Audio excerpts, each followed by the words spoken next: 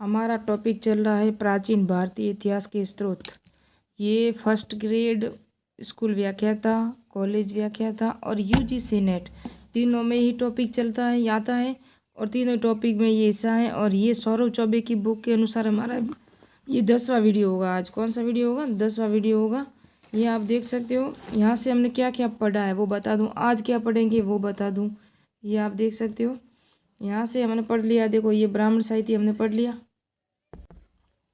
ये जो है ना धार्मिक ग्रंथ में आते हैं ब्राह्मण साहित्य, बौद्ध साहित्य, जैन साहित्य। इसमें ये बौद्ध ब्राह्मण साहित्य सारे पढ़ लिए हमने। वेद, ब्राह्मण, अरण्यक, उपनिषद, वेदांत, सूत्र, महाकाव्य वगैरह सारे के पूरे हो गए। उसके बाद हमने बौद्ध साहित्य पढ़ा। उसके बाद जैन साहित्य हमने कल ही पढ़ा है, आपको पता हो तो।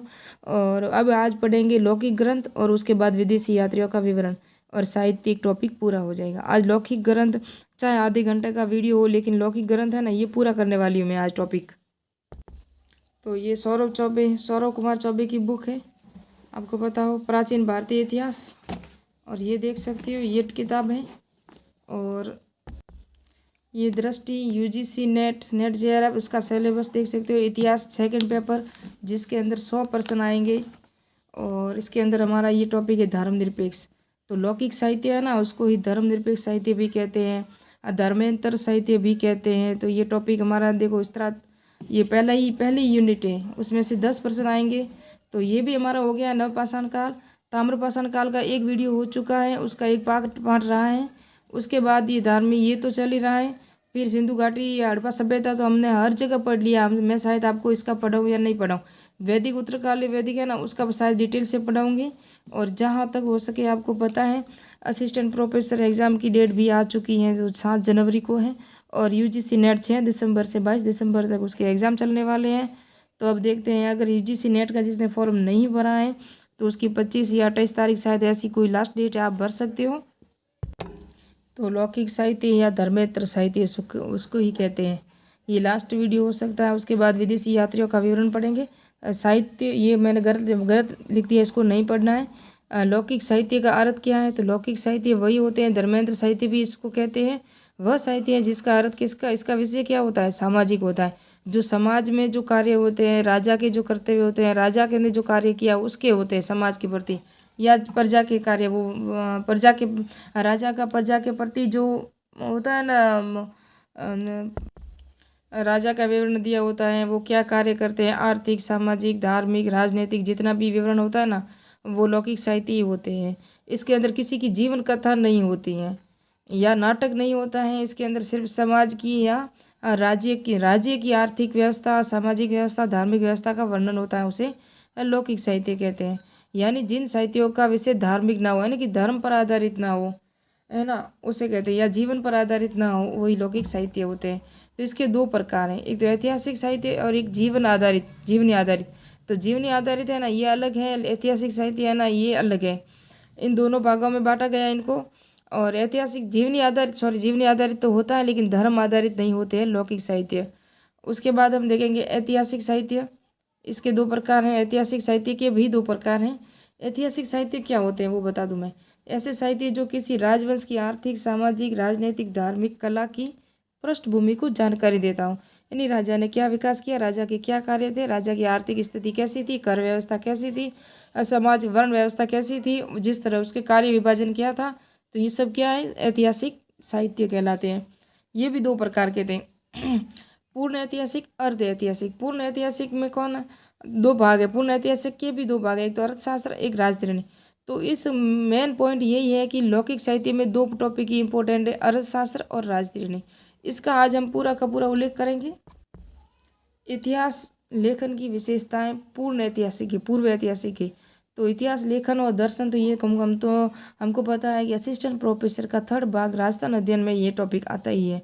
तो इसको भी हमें देखना चाहिए कि उसकी क्या विशेषताएं होती हैं जो इतिहास लेखन लिखते समय एक साहित्यकार को होनी चाहिए। तो यह क्या है? उस सत्य घटना का विवरण देती है। वो घटना जो है ना, लेखन है ना, लेखन सत्य घटना का विवरण देती हो। उल्लिखित घटना प्रमाणिक स्रोतों पर आधारित हो, यानी कि स्रोत होते हैं ना, जो हमें तथ्य मिले हैं वो प्रमाणिक होने चाहिए, यानी कि अथॉरिटी होने चाहिए। लेखन कार्य कारण सिद्धांत पर आधारित हो, लेखन निरपेक्ष हो, यानी कि भेदभाव नहीं हो, उसके अंदर किसी प्रकार का पक्षपात नहीं हो, राजा अच्छा हो, जानबूझ के उसके अंदर विवरण लिखना वो नहीं होना चाहिए। अर्थशास्त्र, अब पढ़ेंगे अर्थशास्त्र। ये कैसा ग्रंथ था? नाम से तो हमें पता चलता है कि इकोनॉमी से हो सकता है, लेकिन ये राजनीतिक ग्रंथ था। क्या था? राजनीतिक ग्रंथ था। ये अर्थशास्त्र एक ऐसा ग्रंथ है जिसके अंदर मगध या राजा का नाम कोई वर्णन नहीं है। सिर्फ ये राजनीतिक व्यवस्थाओं को, जो राजा के प्रति, राजा के क्या कर्म होने चाहिए, क्या कार्य होने चाहिए, वो क्या कार्य कर सकता है, उसके अंदर समाज, संस्कृति, नागरिक प्रशासन कैसा होना चाहिए, उसका सारा वर्णन ये देता है अर्थशास्त्र। तो इसके लेखक कौन थे? कौटिल्य। इनका जन्म कहाँ हुआ था? पाकिस्तान के तक्षशिला में हुआ था। इनका गोत्र कुटिल था, इसलिए इनको कौटिल्य कहते हैं। मूल नाम इनका विष्णुगुप्त था। विष्णुगुप्त नाम हमें कहाँ मिलता है वो नेक्स्ट आगे हम पढ़ेंगे, देखना आप। हेमचंद्र की पुस्तक है ना, अभिधाम चिंतामणि में कौटिल्य के नाम, अभिधाम चिंतामणि है ना, ये हेमचंद्र पुस्तक की पुस्तक है। कल मुझसे एक गलती हो गई थी, हमने जैन साहित्य पढ़ा था ना, वहाँ हमने लिखा था कि हेमचंद्र सूरी की पुस्तक अभिधाम चिंतामणि में, अभिधाम चिंतामणि किसकी है? हेमचंद्र सूरी की है। जबकि प्रबंध चिंतामणि है ना, वो मेरुतंग की। और मैंने उसके अंदर जो कल वीडियो पढ़ा था उसके अंदर मैंने राजशेखर बता दिया था। तो ये आप कन्फर्म कर लें कि मेरुतंग, जो मेरुतंग है ना, इसकी जो पुस्तक है ना, प्रबंध चिंतामणि है ना, उसके लेखक मेरुतंग थे। और अभिधान चिंतामणि है ना, इसके हेमचंद्र थे। और कौटिल्य के नाम इसके अंदर बताए हैं। हेमचंद्र सूरी की पुस्तक अभिधान चिंतामणि में कौटिल्य के 5 नाम बताए। तो वात्सायन, चाणक्य, मल्लिनाथ, पक्षिल स्वामी और विष्णुगुप्त के नाम से संबोधित किया गया है। अभिधाम चिंतामणि में कौटिल्य यानी कि विष्णुगुप्त को नाम संबोधित किए गए हैं। और चाणक्य को भारत का मैकाइवली, वैगन, अरस्तु कहा जाता है ना।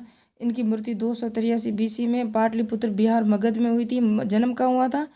तक्षशिला में हुआ था, पाकिस्तान के, है ना।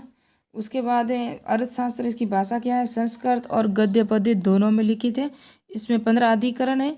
15 अधिकरण में 2 है ना, 2 और 3, 2 सबसे प्राचीन है और 180 प्रकरण है। और अंग्रेजी में अनुवाद इसका किसने किया था? जाली महोदय ने किया था अंग्रेजी में अनुवाद। किसका? अर्थशास्त्र का। 15 अधिकरणों में से 7 अधिकरण इतने इंपॉर्टेंट कि इनको अच्छी तरह याद रखना है, एग्जाम में यहीं से प्रश्न आएगा। तो ये वेरी इंपॉर्टेंट है। 15 प्रथम अधिकरण है ना, ये राजस्व प्रशासन या वित्त व्यवस्था का वर्णन करता है प्रथम। इसी में जनपद और दुर्ग निवेश का विवरण है। जनपद और दुर्ग का सिर्फ 2 का वर्णन है इसके अंदर, प्रथम जो अधिकरण है। जबकि 6ठा अधिकरण है, 6 अधिकरण, उसके अंदर 6-7 सप्तांगों का वर्णन है, वो भी मैं आपको बताऊंगी। द्वितीय अधिकरण, इसमें नागरिक प्रशासन का विवरण है। 18 तीर्थ और 26 अध्यक्षों का उल्लेख है। 26 अध्यक्षों और 18 तीर्थों का उल्लेख कहाँ मिलेगा? द्वितीय अधिकरण में। मैं आज पूरी कोशिश करूंगी कि कलन की राजतरणी है ना, उसे भी पूरा आज इसी वीडियो में कर दूं।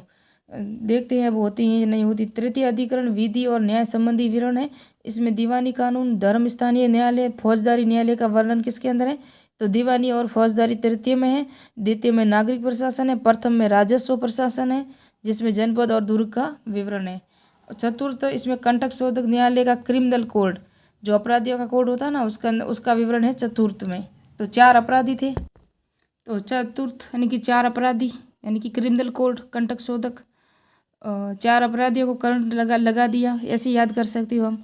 5 अधिकरण, 5वां अधिकरण है ना, सभासदों और अनुचरों, राजा व उसके मंत्रियों का कर्तव्य 5वें अधिकरण में है ना, राजा व उसके मंत्रियों का कर्तव्य। और 6ठे अधिकरण में राजा के सप्तांग सिद्धांत का वर्णन है, जिसमें कितने थे? सप्तांग सिद्धांत क्या क्या थे, मैं मैप से अभी समझा दूँ आपको। इसमें देखोगे तो पहले तो है राजा, यानी कि स्वामी किसको कहते हैं? राजा को। अमात्य, जनपद, दुर्ग और मित्र, कोष, और ये मित्र आ गया, कोष आ गया, और सेना। सेना है यहाँ, है ना, ये याद रखना। मैंने मित्र 2 जगह लिख दिया है, लेकिन यहाँ सेना आएगी, एक मित्र, कोष और सेना आएगी। और ये हो गए 7 सिद्धांत, आप देख सकते हो, मैं भी आपको समझाऊं। ये हमारा हो गया पूरा एक जनपद, और जनपद होगा, जनपद के अंदर क्या होगा? दुर्ग होगा। दुर्ग के अंदर क्या होगा? कोष, यानी कि शस्त्र, हथियार, पैसा, धन दौलत होगी। कोष, कोष का कौन होगा? राजा। राजा का कौन होगा? अमात्य, यानी कि उसका वजीर। और वजीर के पास क्या होगी? सेना। सेना के पास, और ये है हमारा जनपद। जनपद के आसपास क्या हो गए? हमारे मित्र। ये हो गए 7। मैं आपको अभी मैप से समझाऊं। याद करने का आसान तरीका ऐसे ही कहते हैं। ये पूरा जनपद बना दिया हमने, उसके अंदर एक दुर्ग बना दिया, दुर्ग का अंदर एक ये कोष बना दिया, जो हमारी धन शक्ति वगैरह रहती है, ये दुर्ग आ गया। धन शक्ति 1 2 3 तो हो ही गए। अभी चौथा अभी देखते हैं। ये देख सकते हो, अगर ये राजा है, ये दुर्ग है, दुर्ग का राजा हो गया, राजा का अमात्य, अगर राजा है तो वजीर तो हो गई, तो ये उसका से वजीर हो गए। अब हम करते हैं सेना। ये हमने दुर्ग के चारों तरफ बना ली सेना। सेना अगर नहीं होगी तो दुर्ग की सुरक्षा या कौन करेगा। तो जनपद हो गया, पहले तो जनपद के अंदर आ गया दुर्ग, दुर्ग के अंदर हो गया कोष हमारी धन शक्ति, और इन सब का रक्षक हो गया राजा, राजा का हो गया वजीर, सेनापति। अब हो गई हमारी सेना। अब क्या होगा, मित्र। मित्र कौन होंगे, जो हमारे जनपद के आसपास रहते हैं वो राजा के मित्र ही होंगे। तो ये हमारे मित्र राजवंश आसपास पे, जैसे कि मारवाड़ मेवाड़ है तो उसके अंदर गुजरात आजू बाजू हो जाएगा, उस तरफ हमारा MP में उज्जैन वगैरह था। और मेवाड़ है तो मारवाड़ हो जाएगा, उस तरफ ऊपर राज संबंध हो जाएगा। इस तरफ अब जो पड़ोसी राज्य हो गए ना मित्र, जिस तरह हमारा भारत देश है तो इधर म्यांमार है, नेपाल है, श्रीलंका है, ये क्या हमारे मित्र ही तो है, पड़ोसी राज्य। तो ये मित्र हो गया। तो आराम से याद कर सकते हो अगर आप दिल लगा के ट्रिक बना के करो तो छठा अधिकरण हमने बता दिया, राजा के सप्तांग सिद्धांत, जिसके अंदर स्वामी, राजा, राजा का अमात्य, फिर होगा जनपद, दुर्ग, मित्र, कोष और सेना, ये सब हो जाएगा। दुर्ग भी आ गया। तो देख सकते हो 1 2 3 4 5 6 7 सात सात हो गए। मैंने जैसे मैप बनाया ऐसे बना के आप भी करोगे तो कभी भूल नहीं पाओगे। और सातवां अधिकरण विदेश नीति पर आधारित है, सातवां अधिकरण। तो 7 अधिकरण इंपॉर्टेंट थे। जिस तरह अर्थशास्त्र लिखा ना, उसी के आधार पर राजनीतिक ग्रंथ कौन कौन से थे वो इसमें और कुछ रह गए वो बता दूं मैं आपको। कामनंद है ना, कामदक है ना, नीति शास्त्र गुप्त काल की राजनीति और नागरिक शास्त्र पर आधारित है। कामदक है ना, कामनंद है या कामदक वो देखो मैं। तो ये कामदक ही था। लक्ष्मीधर, कृत्य कल्पत्रु राजनीतिक पर आधारित थी। ये गढ़वाल वंश के गोविंद चंद्र के दरबार में थे। और जयचंद ने सर्वप्रथम जल कर लगाया था। जयचंद था ना गोविंद, ये गुजरात के थे, गढ़वाल थे ना, और इन्होंने जल कर किसने लगाया था, सर्वप्रथम जयचंद ने लगाया था। इसका भी विवरण मिलता है कृत्य कल्पत्रु में। और ये भी राजनीतिक आधारित है और लक्ष्मीधर की ये पुस्तक थी। ये है शुक्राचार्य, जिसने शुक्र नीति नागरिक प्रशासन पर आधारित है। शुक्राचार्य की शुक्र नीति।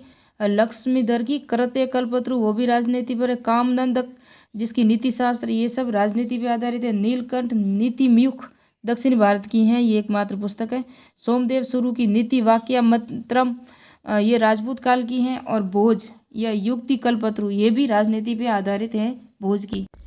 एक ये है ना रीन चैन जैन पो, अर्थशास्त्र का तिब्बती में अनुवाद किया था इन विद्वान ने रीन चैन जैन पो, यानी कि एक ही विद्वान है जिन्होंने अर्थशास्त्र का तिब्बती भाषा में अनुवाद किया था। अन्य तथ्य है ना, यह विवाह विच्छेद की अनुमति देता है। कौन सा अर्थशास्त्र जो ग्रंथ है वो असुर विवाह को भी मान्यता देता है कि क्षत्रिय होते हैं ना, क्षत्रिय, उनको असुर विवाह कर लेना चाहिए। वर्ण व्यवस्था का समर्थन करता है और सैन्य चिकित्सालय का भी वर्णन करता है। और संन्यास ग्रहण का भी विरोध करता है, क्योंकि संन्यास ग्रहण कर लेगा हर कोई तो शासन कैसे चलेगा, राज्य कैसे चलेगा, इसलिए कहते हैं इन्होंने विरोध किया था। गृहस्थ जीवन को अपनाना चाहिए। शस्त्र निर्माण विधि का भी उल्लेख किया था अर्थशास्त्र में कौटिल्य ने। अब राजधानी कलहण की थी, जम्मू कश्मीर का इतिहास है, लेकिन नेक्स्ट पार्ट में पढ़ेंगे। वीडियो बड़ा हो रहा है, बहुत कोशिश की कि दोनों को साथ में एक ही वीडियो में पूरा कर लूँ, लेकिन नहीं हो सका। तो मिलते हैं नेक्स्ट वीडियो में राजधानी के साथ कल्याण का, और वहाँ मिलेंगे हम मालवा संस्कृति पढ़ाएंगे जो ताम्रपाषाण कालीन संस्कृति है। तो अगर मेरा नेक्स्ट वीडियो नहीं देखा हो, मेरी प्लेलिस्ट बनी हुई है सौरभ चौबे बुक की, प्राचीन भारतीय इतिहास के स्रोत की, और नवपाषाण काल की भी बना दूंगी मैं अभी। और अमित रैंकवार है ना, उसकी पुस्तक इतिहास दर्शन लेखन, उसकी भी प्लेलिस्ट बनी हुई है, आप देख सकते हो। और पप्पू सिंह प्रजापति की जो कुछ पहले मैंने वीडियो बनाई